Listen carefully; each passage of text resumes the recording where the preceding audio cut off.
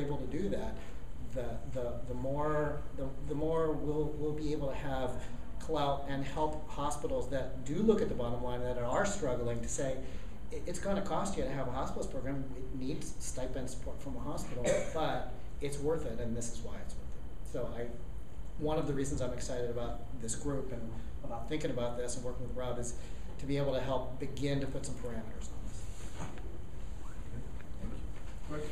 Have you thought about just collecting things such as low AFRs and low pHs over a long period of time to see if there's a difference? Yeah, and I mean, definitely you can look at saying, you know, what are outcomes, but when you really think about the volume, you know, what are the numbers of really low AFRs and really low pHs, and how are you going to really be statistically significant? I think we're talking, you need a really multi-center trial, a huge number, and really to show that. Whereas how do we sort of look at other quality indicators? I think there's some ideas. There are definitely some ideas, and if you really think about, I'm also at an HCA hospital, and a lot of what we've done with patient safety initiatives and checklists, when you start to say any deviance from what is a protocol is a mistake, and how do we implement them? With the hospitals, we're actually able to implement a lot of these things that we couldn't do in a department full of privates. You couldn't say, gee, before you start an induction, somebody has to check and document that it's FERTEX, because there was no doctor to do it. And so you would get resistance from the department, and so you couldn't implement that. Now you have a protocol, and you have a plan, and you're able to move forward. These are actually significant things and significant advances that we bring to the table, and I think it's stuff that we need to really be careful about quantifying because it will be helpful to us. Yeah, and a little bit later on in the program, we're going to talk about what sort of research we can do as a group, and that's where I want people to really chime in and kind of give us your ideas, because we need that. In the meantime, I'd like Chris Swain to talk.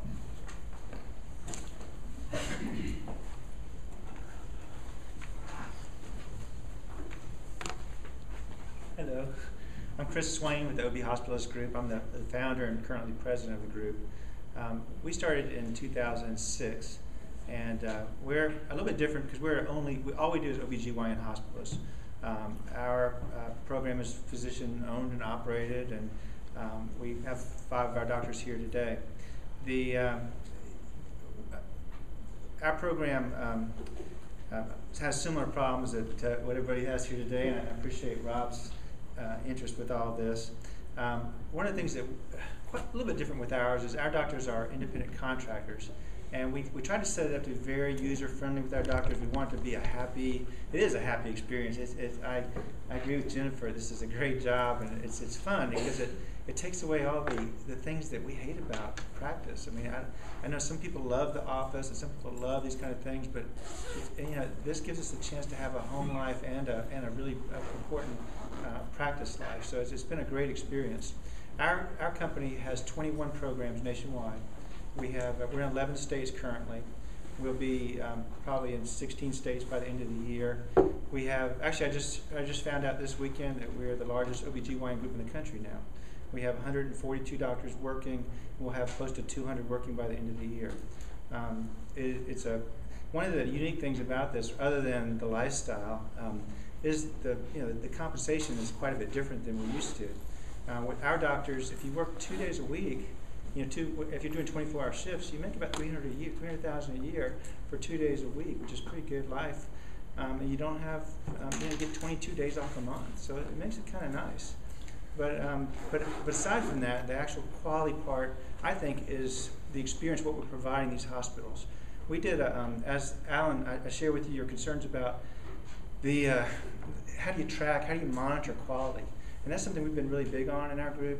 We actually monitor like 57 quality assurance items every day with our doctors. We put together quite a bit of data. This last year we put some really neat things together. We found that in our hospitals, I want to tell you that our hospitals range in size from, we have hospitals that do as few as 30 deliveries a month to as many as close to 6,000 a year. That's our niche market. It's a pretty wide niche.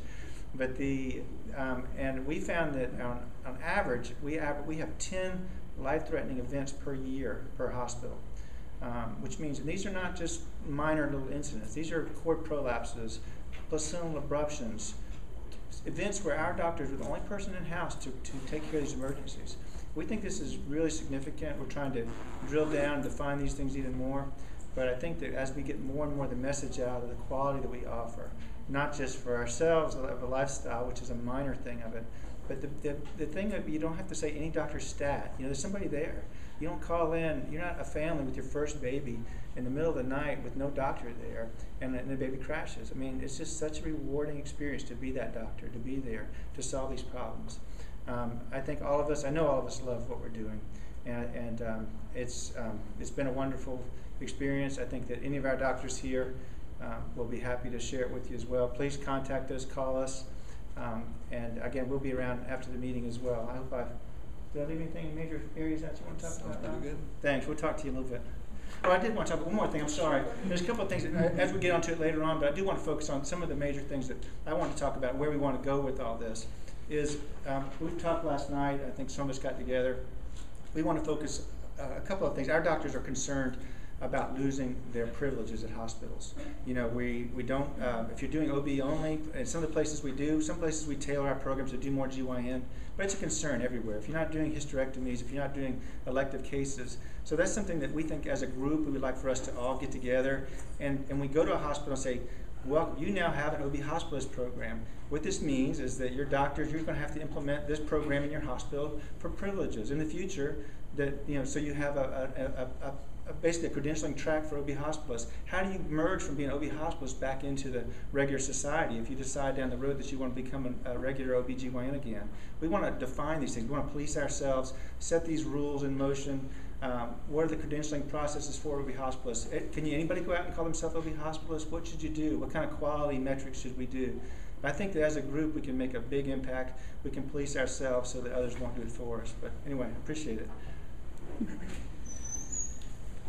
Thanks.